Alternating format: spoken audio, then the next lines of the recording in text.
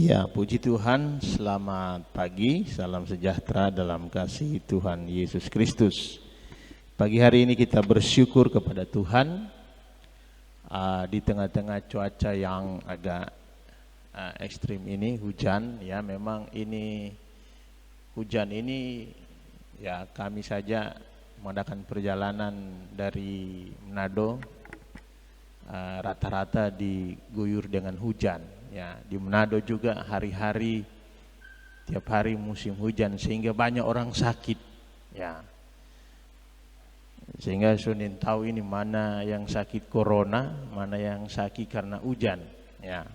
Tapi kita bersyukur ya pagi hari ini saya bisa melihat jemaat-jemaat Tuhan bisa hadir untuk beribadah, semua karena kemurahan Tuhan. Saya yakin pagi hari ini saudara membawa diri untuk cari Tuhan dengan sungguh. Puji Tuhan, mari kita renungkan firman Tuhan. Pagi hari ini terambil dalam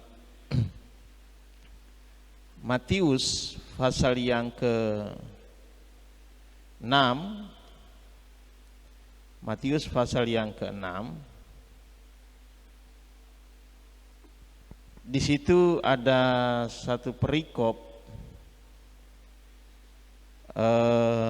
tentang kekhawatiran, tapi kita tidak akan baca semuanya, saudara. Kita seloncat saja di ayat yang ke-31.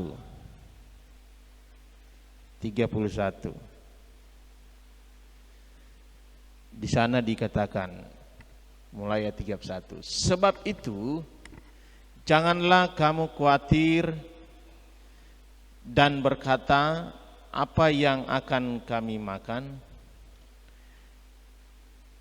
Apakah yang akan kami minum?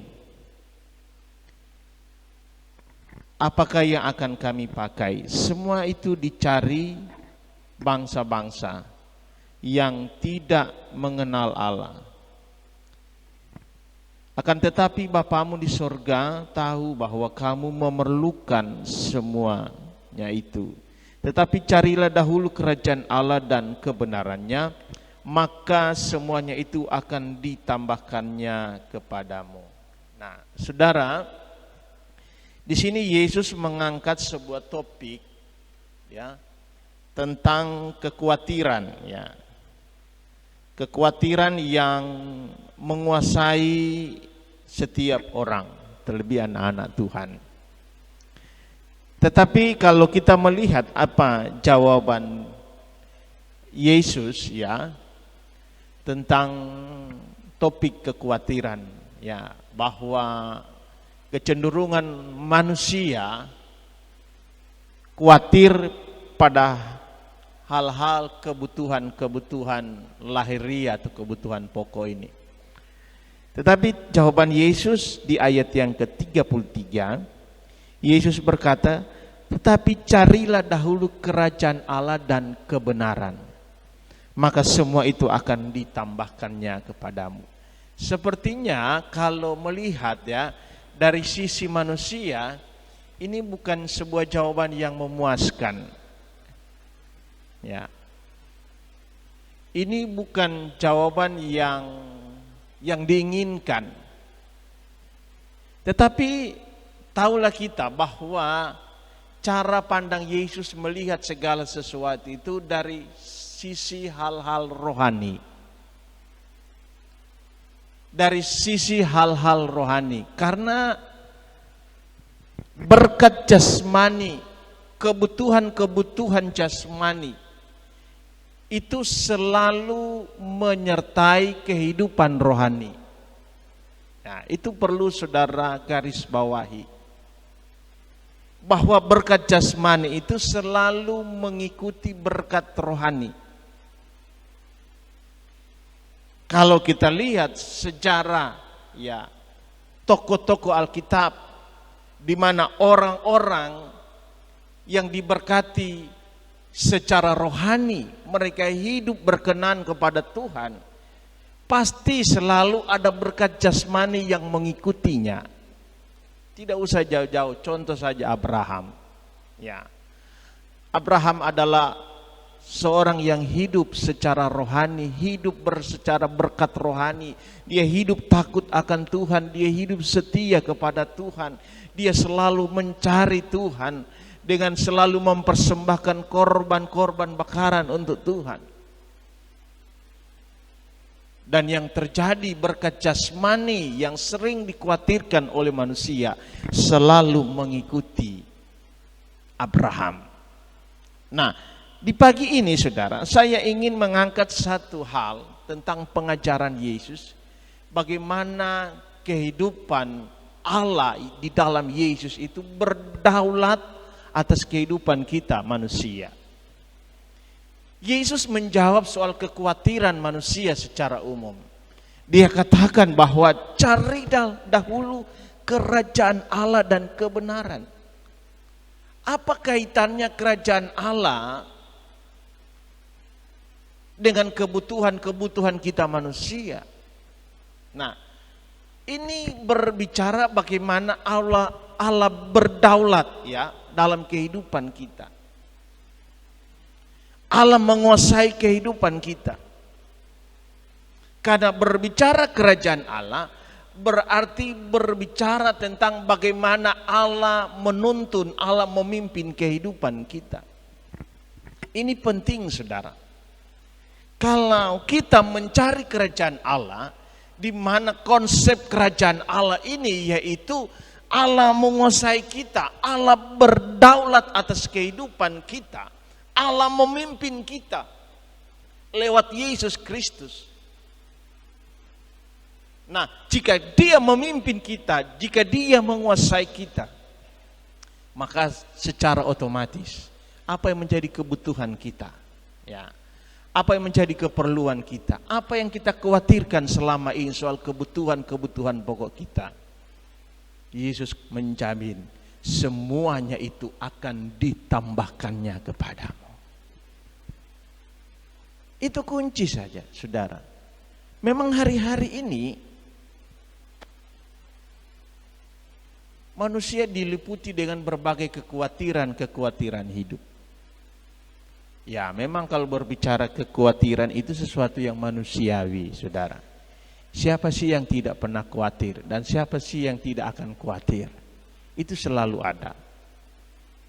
Sudah banyak khotbah yang kita dengar, ya.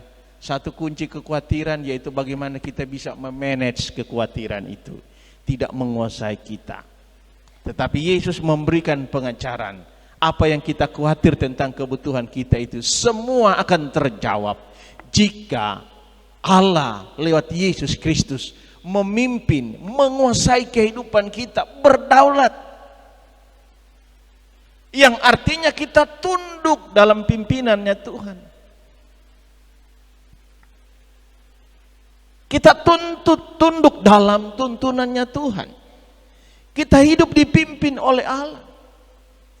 Paulus berkata di dalam Galatia pasal 5 ayat 25, kalau kita hidup oleh Roh, baiklah kita juga dipimpin oleh Roh. Ini penting saudara. Karena secara umum saudara, rata-rata manusia tidak mau dipimpin. Maunya memimpin, tidak mau diatur, maunya mengatur. Nah, konteks Yesus memberi jawaban atas kekhawatiran manusia yaitu kerajaan Allah.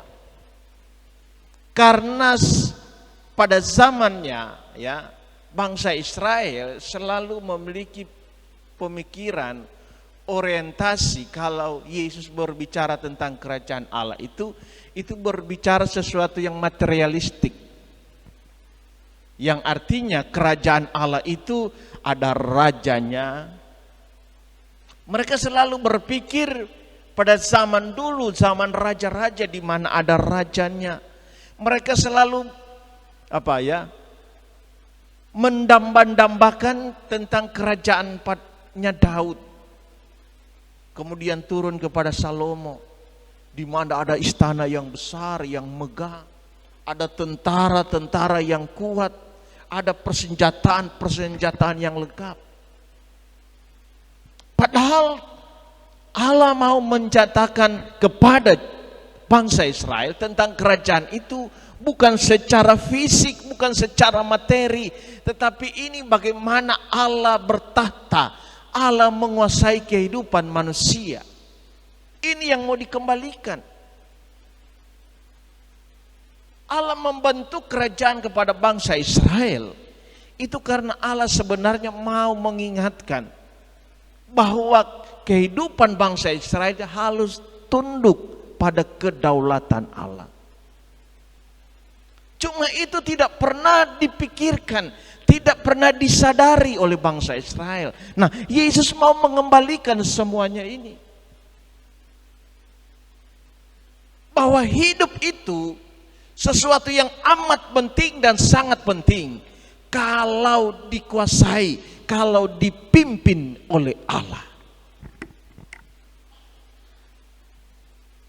Dan ini sedang diajarkan Yesus, bahkan terus berlanjut kepada rasul-rasulnya. Paulus berkata, kita harus hidup dipimpin oleh Roh. Di ayat lainnya, dalam Roma pasal 8 ya, konsep atau pengajaran ini juga diajarkan ya. Dalam Roma pasal 8 ayat 14 mulai disampaikan, semua orang yang dipimpin Roh Allah adalah anak-anak Allah. Semua orang yang dipimpin oleh Roh Allah adalah anak-anak Allah. Betapa bangganya, senangnya kalau kita disebut anak-anak Allah. Maka Bapa di sorga menjamin kebutuhan hidup kita. Semua orang yang dipimpin Roh Allah adalah anak Allah.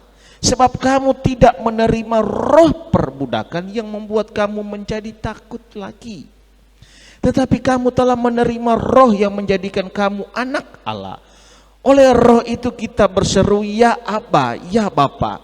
Roh itu bersaksi bersama-sama dengan roh kita bahwa kita adalah anak-anak Allah.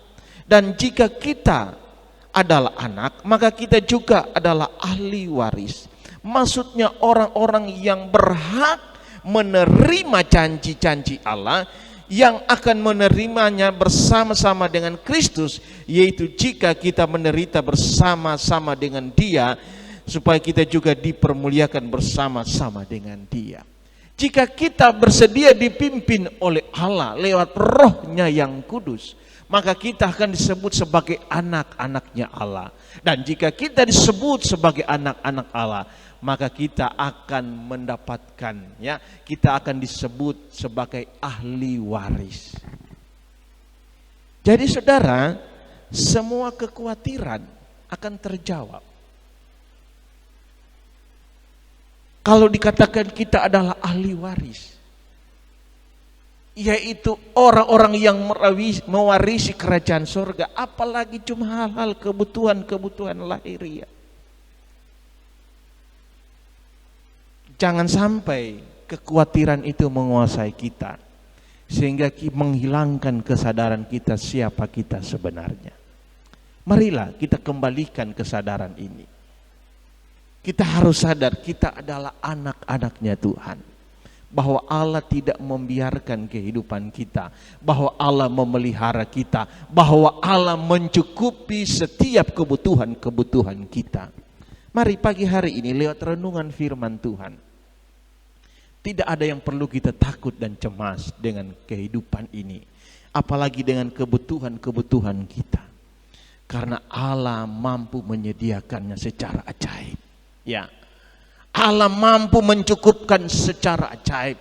Hanya satu yang penting, bagaimana kita hidup, kita masuk dalam kerajaan Allah, yaitu bagaimana hidup kita dipimpin oleh Allah.